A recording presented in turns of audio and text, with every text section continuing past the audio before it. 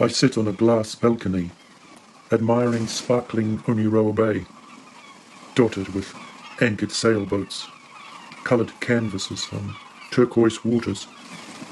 A few light, puffy clouds hang over the sea like a watercolour painting.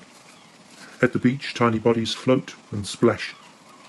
People and singing cicadas are abuzz in this sunshine vacationer's landscape.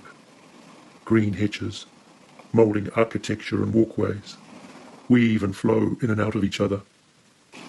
Thai-flavoured chicken, mushrooms, peppers, cashew nuts, coriander, and steaming rice waters my nostrils. In my left hand, a black Monteith's beer. Christian Dior's pure poison perfume wafts by.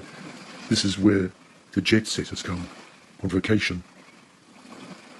Yet the inside world of my dogged headpiece paints dark, nimbulous clouds of colour.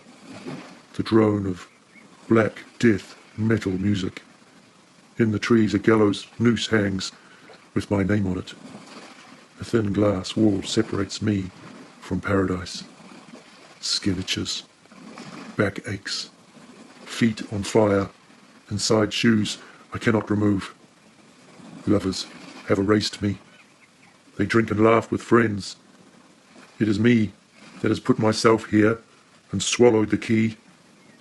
Beyond the veil of paradise, invisible to rescue, hidden in the back of my damp wardrobe, waiting for a helicopter to fly me out.